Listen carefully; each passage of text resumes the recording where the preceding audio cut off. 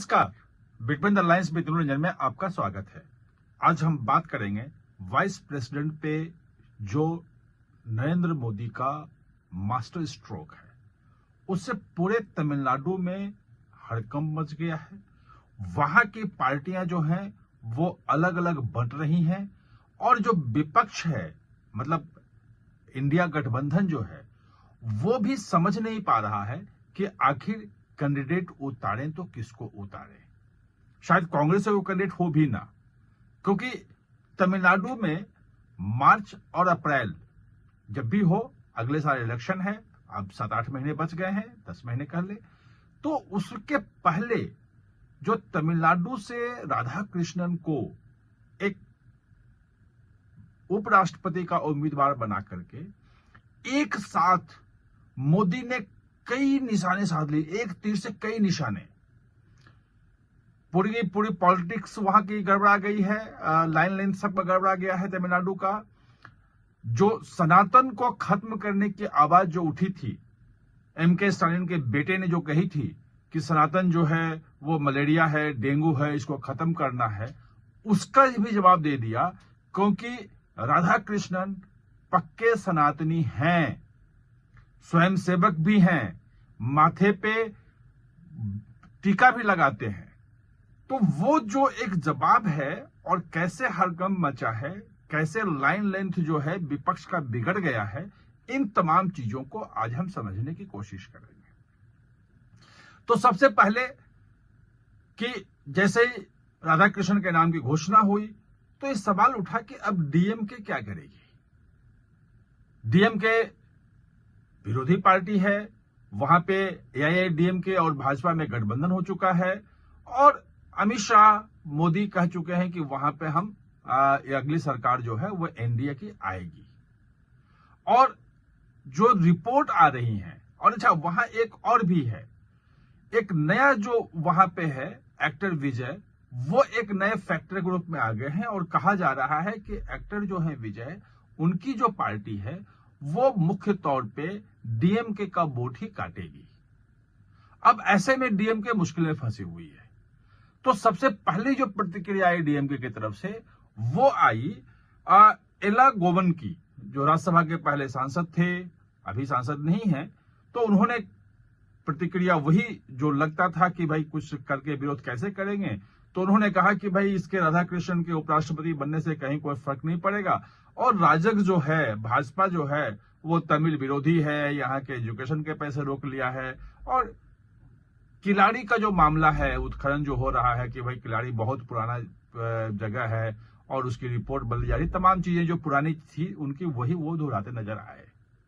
लेकिन उनके तत्काल बाद प्रतिक्रिया आ गई वाइको की।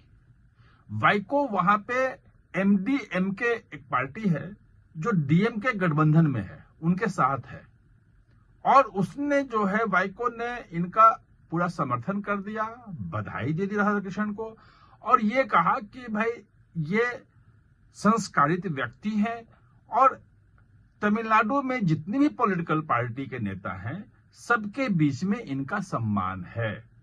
यानी कि एक तरह से उन्होंने सीधे सीधे तौर पे राधा कृष्णन को समर्थन देने की बात कर दी। भाई सर्वपल्ली राधा कृष्णन को देख लें, आजादी के बाद जो उपराष्ट्रपति थे, जिनके जन्म दिवस पे हम मनाते हैं कि वो शिक्षक दिवस के रूप में मनाते हैं, उसको छोड़ दे तो पहली बार तमिलनाडु का कोई व्यक्ति उपराष्ट्रपति जैसे महत्वपूर्ण पद के लिए आ रहा है और वहां की पार्टियों के लिए इसको किनारे करना मुश्किल होगा। और इसीलिए जो आज प्रेस कॉन्फ्रेंस थी उसमें कोई भी नाम का ऐलान जो है वो इंडिया गठबंधन के घटक दल नहीं कर पाए, जबकि ये कहा जा रहा था कि 3 बजे के प्रेस कॉन्फ्रेंस में उसका नाम भी आ सकता है, लेकिन नहीं आया। अब उनकी बैठक चल रही है खड़गे साहब के पास। जो बात निकल के आ रही है वो ये कि ये कहा जा रहा है कि भाई डीएमके, इससे बचने का एकमात्र उपाय ये है कि डीएमके जो है वो उसको कहा जाए कि वो अपना कैंडिडेट उतार दे। यानी दूसरे शब्दों में यह कहें कि डीएमके ये दबाव बना रहा है कि हम फंस चुके हैं इस मामले में और हमें अपना कैंडिडेट वहां उतारने दो। और वो कैंडिडेट ढूंढ रहे हैं, किसी साइंटिस्ट की बात आ रही है, कुछ और बात आ रही है, वो तमाम चीजें चल रही हैं। लेकिन जो बिहार में उनकी सहयोगी पार्टी है आरजेडी, उनकी तरफ से जो बात आ रही है वो ये कि अगर तमिलनाडु का गणित भाजपा बिगाड़ सकती है, प्रधानमंत्री मोदी बिगाड़ सकते हैं, तो उनका गणित हम बिहार में भी बिगाड़ सकते हैं। यानी कि बिहार से किसी व्यक्ति को उपराष्ट्रपति पद के लिए खड़ा किया जाए विपक्ष की तरफ से, और भाजपा एनडीए को मजबूरी होगी, अगर उसका समर्थन नहीं करता है तो बिहार के चुनाव में उसको भुनाया जाए। लेकिन बात यह है कि ऐसा कोई कैंडिडेट भी होना चाहिए जिसको लेकर के एक सर्वानुमति बने और जिसके समर्थन के लिए भाजपा मजबूर हो और समर्थन न करे तो एक बिहार में मुद्दा बने। अभी ये जो आरजेडी की तरफ से जो बात है ये साइडलाइन में है। डीएमके चूंकि बड़ी पार्टी है सहयोगी और इलेक्शन है वहां पे, तो वो ज्यादा फोर्सफुली अपनी बात वहां पे मनवा रही है। उनके बहुत से सांसद हैं तो अपनी बात फोर्सफुली वो मनवा रही है, और ये माना जा रहा है कि हो सकता है डीएम का कहीं हो जाए, उम्मीदवार आ सकता है। लेकिन ये जो एक तो ये पक्ष इसका रहा कि डीएमके की जो सहयोगी पार्टी है उसी में से फूट पड़ रही है, वहां का सब हड़कंप मचा हुआ है, और वहीं से दूसरा कैंडिडेट देने की बात हो रही है। दूसरी बात कि जो एआईएडीएमके जो साथ आए हैं, इससे एआईएडीएमके को भी भाजपा ने साथ लिया है।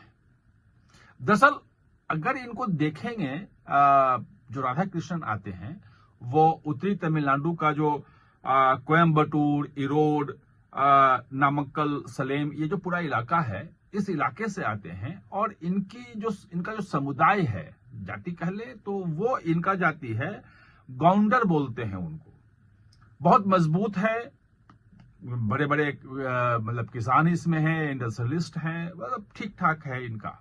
और अन्नामलाई जो बड़े नेता आपको दिखे भाजपा के वहां पे उभरे हैं, और जो इस बार लोकसभा चुनाव में 13% वोट अकेले दम पे पहुंचा दिया, मतलब एआईडीएम से अलग होकर के भी, तो वो इसी समुदाय से आते हैं। जो वनाथी श्रीनिवासन जो महिला मोर्चा की अध्यक्ष हैं, वो भी इसी समुदाय से आती हैं, तो भाजपा की हैं। लेकिन ईपीएस जो हेड हैं एआईएडीएमके के, तो वो भी इसी समुदाय से आते हैं। यानी कि ईपीएस जो है के लिए अब एनडीए में रहना ज्यादा मजबूरी हो गया, आसानी से अब वो छोड़ नहीं सकते हैं, क्योंकि ये जो समुदाय है गौंडर, पूरे तमिलनाडु में लगभग 9-10% इनका पॉपुलेशन कहा जाता है, और काफी एग्रेसिव है ये समुदाय। और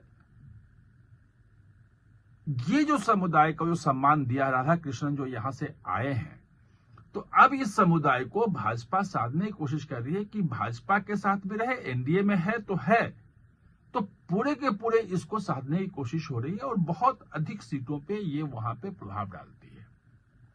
आपने देखा था पहले कि हिंदुत्व की बात जो है, सनातन की बात जो है, वो पिछले महीने जो गंगई कोंडा चोलपुरम जो था, वहां जो प्रधानमंत्री गए थे, और वहां जो चोल साम्राज्य के जो 1000 साल उसके स्थापित करने के हुए थे, और गंगा के मैदानी इलाकों को जीतने के बाद जो राजधानी बनाई थी, और वहां गंगा जल ले गए थे, उसी तरह से गंगा जल ले जाकर के 1000 साल बाद वहां फिर से पूजा अर्चना प्रधानमंत्री मोदी ने की थी। यानी कि सनातन का कनेक्ट जो है वो स्थापित करने में एक तरह से मोदी वहां पे सफल रहे।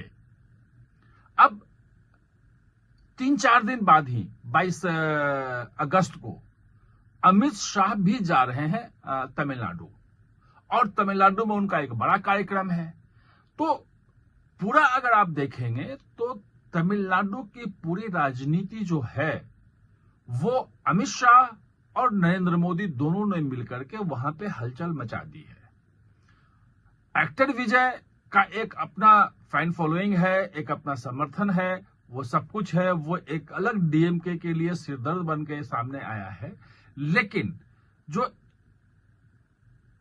प्रधानमंत्री नरेंद्र मोदी हैं, अमित शाह जो हैं, और जो एनडीए है, वो उनकी जो चाल है वो डीएमके के नींद मतलब उड़ा दी है। और वो जितने भी तमिल की बात करते हैं, तमिल भाषा की बात करते हैं, परिसीमन की बात करते हैं, ये सब मुद्दे गौन हो गए। परिसीमन के अब पिछले 2 महीने में एक भी बयान आपने नहीं देखा होगा। तमिल भाषा को लेकर जितने बयानबाजी हुई थी वो भी आपने नहीं देखा होगा। अब जो पूरी की पूरी जो कोल्ड पॉलिटिक्स हो रही है वो वहां पे सनातन केंद्र में आ गया है और राधा कृष्णन को उपराष्ट्रपति का उम्मीदवार बना करके जो सनातन विरोधी वहां जो पॉलिटिक्स थी उसको भी कड़ा जवाब दिया है। और तमिल को भाजपा मतलब तमिलनाडु के खिलाफ है भाजपा, उत्तर भारत की पार्टी है, इसका भी कड़ा जवाब दे दिया है। आप हमारे साथ चर्चा में जुड़े इसके लिए बहुत बहुत धन्यवाद। और हां, चैनल को सब्सक्राइब करना ना भूलें, इसका बेल आइकन दबाएं ताकि नया वीडियो कोई भी आए तो उसका नोटिफिकेशन समय पे आपको मिल जाए।